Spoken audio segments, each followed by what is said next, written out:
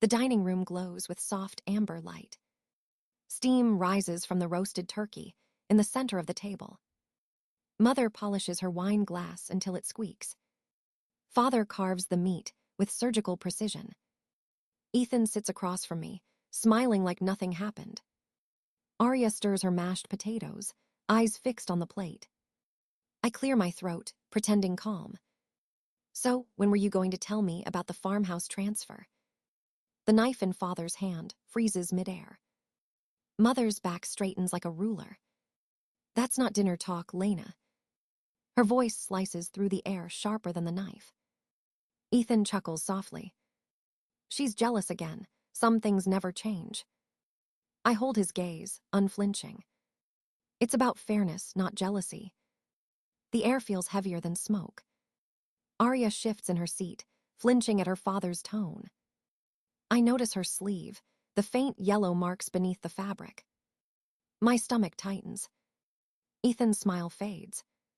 He stands up too quickly, the chair scraping the floor. What did you just say? Before I can answer, his hand grips my arm. His fingers dig deep, leaving heat under my skin. He yanks me from the chair, voice rising. Always the victim, aren't you? Mother's fork clatters.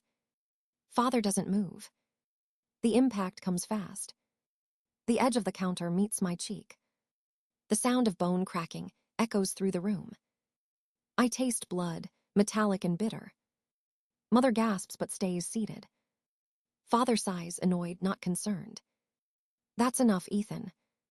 I straighten, dizzy but standing. My voice shakes but doesn't break. This is number 27. I've documented them all. Mother rises, not toward me but the wall phone. She rips the cord from the socket. No one's calling anyone. Stop being dramatic. The words hit harder than the blow. Ethan returns to his seat, smug and silent. Arya stares at me, her eyes wide with quiet terror. I grab my coat without speaking. The room stays still as I walk out. Through the window, I see them eating again. Their silhouettes calm, their plates full. As if nothing happened. The car engine hums beneath my shaking hands. The dashboard clock reads 7:42 p.m. I drive myself to the hospital, alone. Every turn of the wheel feels like a small rebellion. Every breath tastes like freedom and pain mixed together. The doctor's eyes narrow when she sees my face. Is this the first time? I almost lie again. But something inside me refuses. It's the first time I'm telling the truth. She writes something on her chart without looking away. Good, she says quietly. For a moment, I think she means the wound. But she means me.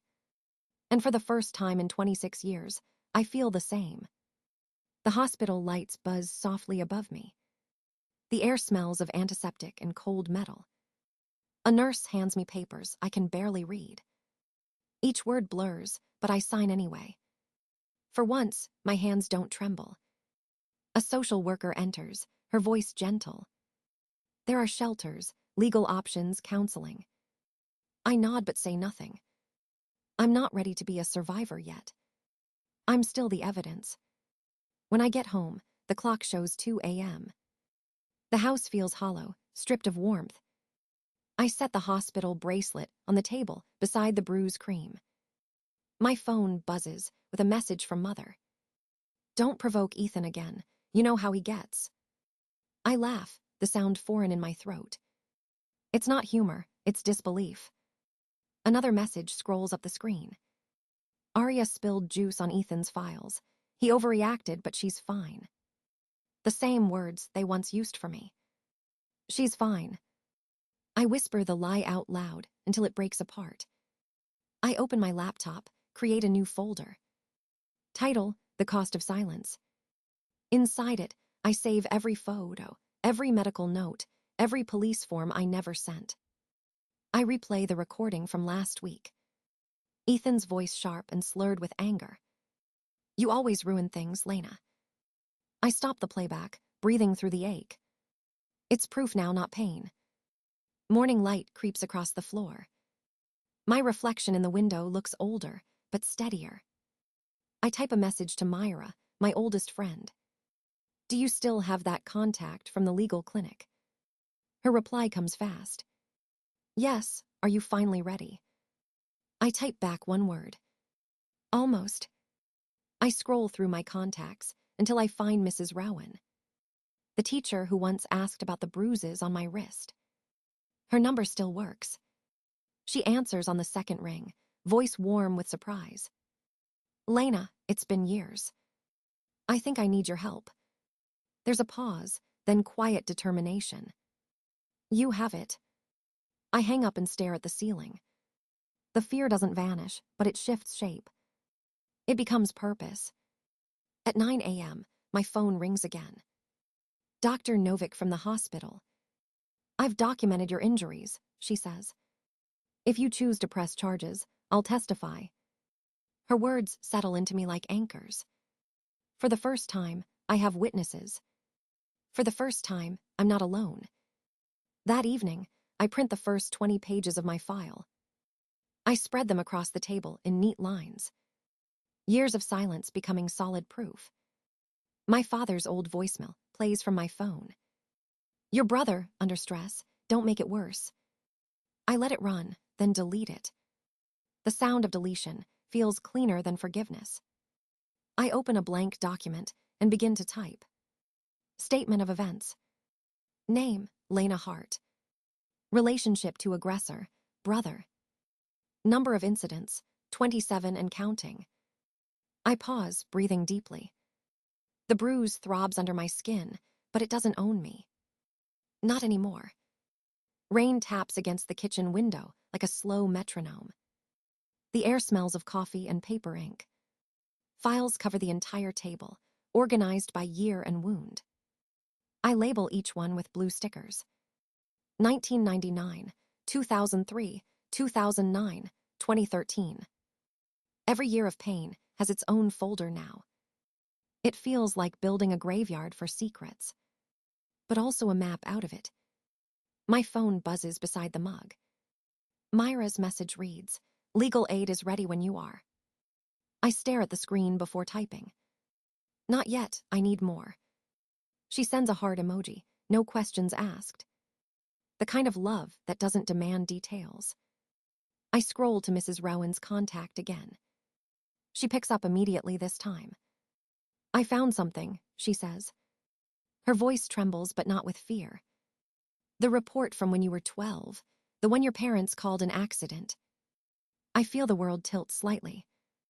You kept it. Of course, I always knew the story didn't fit. The sound of paper rustling comes through the phone. I'll bring it by tomorrow. After the call, I sit in silence for a long minute. The kind that hums before a storm. I open another tab on my laptop. Child Protective Services. The words blink like a challenge. I hover over the contact form, but I don't click yet. If I move too soon, they'll bury it again. If I wait too long, Arya will carry my scars. The balance feels like walking a knife's edge. At noon, Dr. Novick calls again. I reviewed the x-rays from last month, she says. There's an old fracture on your rib that never healed properly. Her tone softens. It's not too late to heal it now. She doesn't just mean the bone. That night, I drive to my parents' house and park across the street. Through the window, I see Ethan packing the living room. Arya sits on the couch, her small hands folded in her lap. He points, yells, and she flinches. Every muscle in my body tightens. Mother enters, sets a hand on his arm. He stops shouting, but the damage is done. I grip the steering wheel until my knuckles pale. The bruise on my face throbs again. I whisper to the dark glass. She won't grow up like I did. Back home, I draft an email to the local newspaper. Subject, family legacy and the truth behind it. I don't send it yet. Timing matters. Public exposure too early means chaos. Too late means silence wins again. So I wait. I plan. I give them 72 hours. Either they tell the truth, or I will. Before bed, I tape a note on the mirror. 3 words, written in black marker. No more hiding. I fall asleep to the sound of rain. Each drop feels like a countdown. The night of the gala smells like perfume and false promises. Crystal chandeliers scatter light like broken glass. Laughter fills the air, rehearsed and hollow.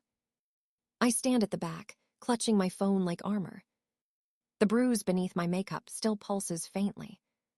It reminds me I'm not imagining any of this. Ethan stands near the stage, shaking hands, smiling wide. Our parents beam beside him, proud of their perfect son.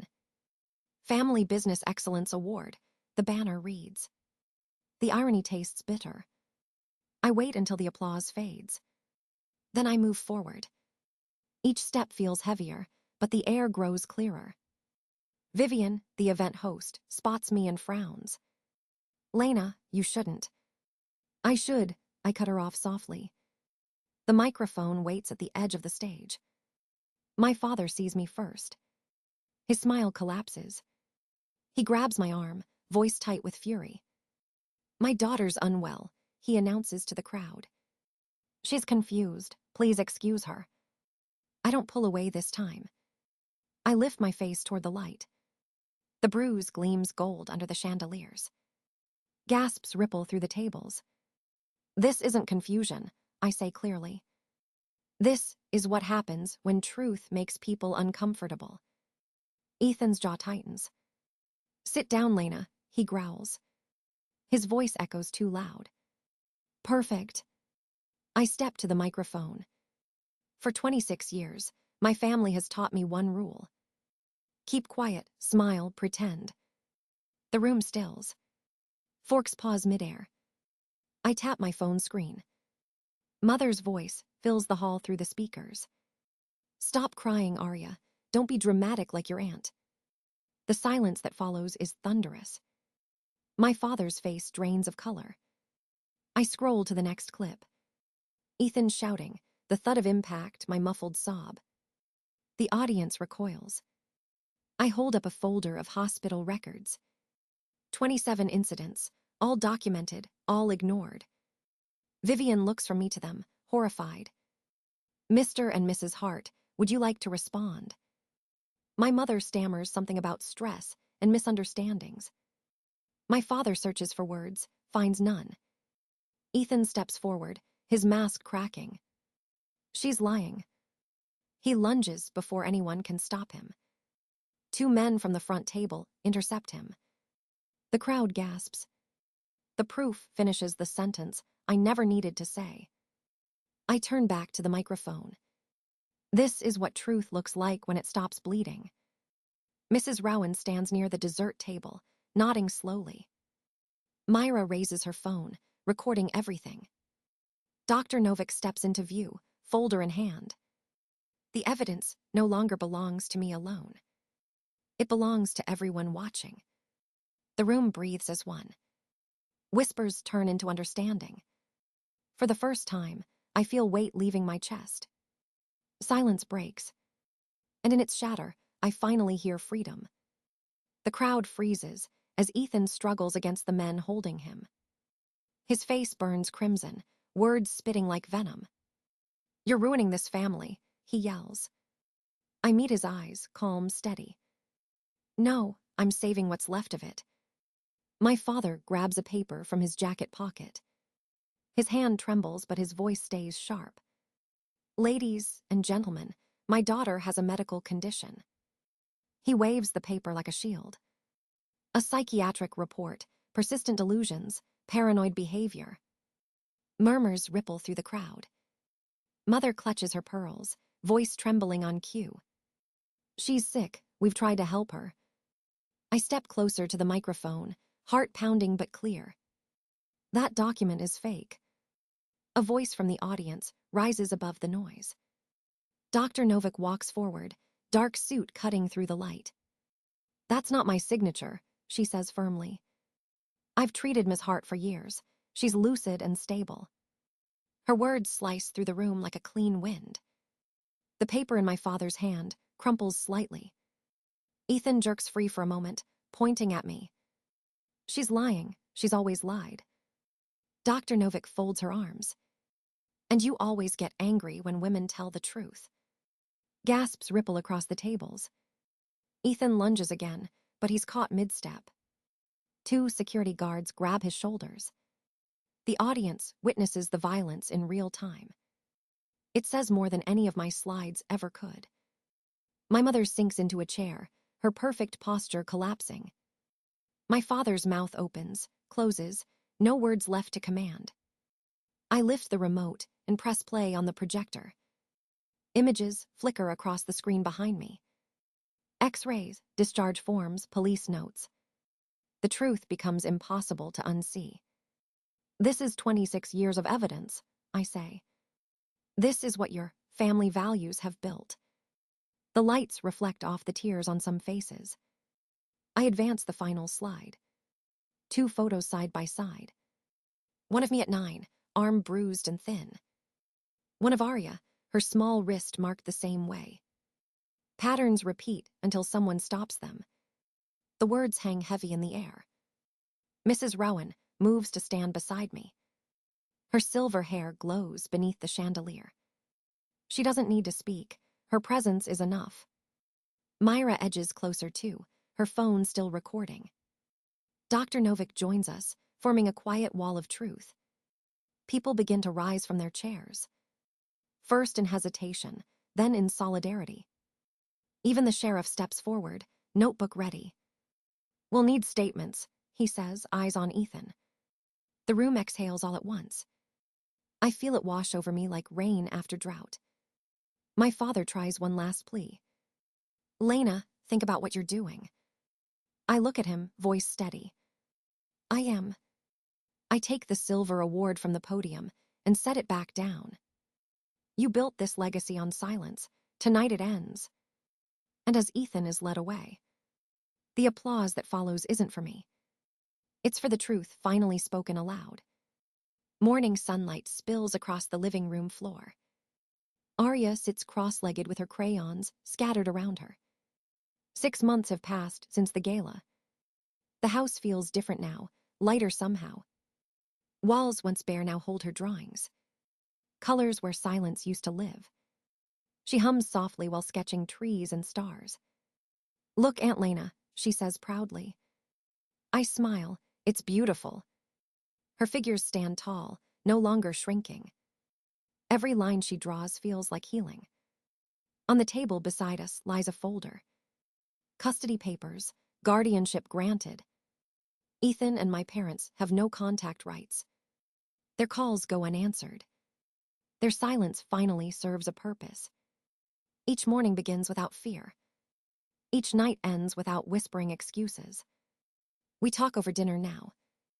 Arya laughs with her mouth full of pasta. I tell her about flowers that bloom after storms. She listens, wide-eyed, believing. In the evenings, the house fills with voices. Survivors from the support group share their stories. They sit in a circle on mismatched chairs. We talk about scars that don't show.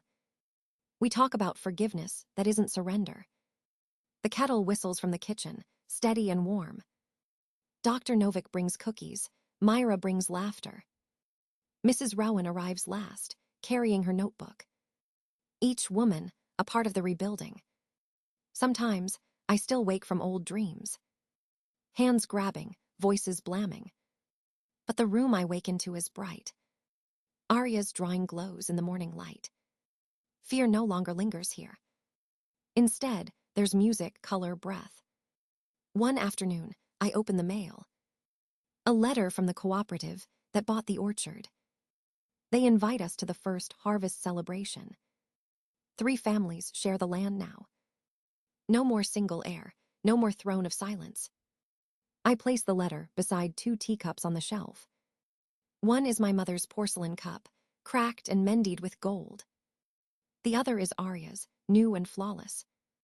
They sit side by side, the past and the future.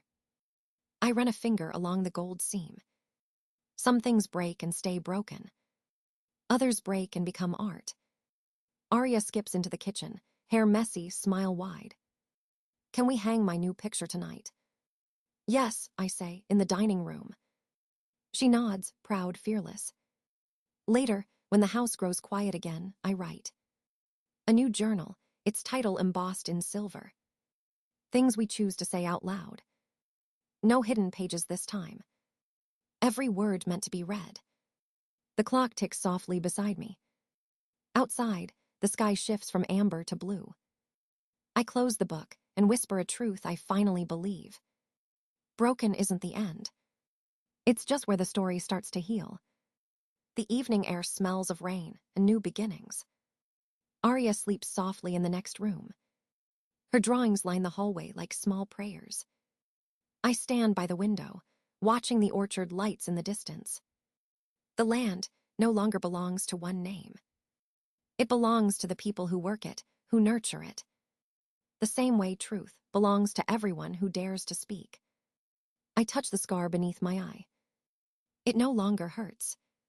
It reminds me that surviving isn't the same as living, but it's a start. Behind me, the two teacups catch the light. One cracked, one whole. Both beautiful in their own way. I finally understand what they mean. Perfection isn't peace. Peace is the moment you stop hiding from your own story. I breathe in the quiet, steady and sure. The silence that fills the house now isn't fear. It's rest. It's healing. It's proof that even broken things can bloom again. Tomorrow, I'll tell Arya that the past doesn't define us. We do. And tonight, for the first time in 26 years, I sleep without looking back.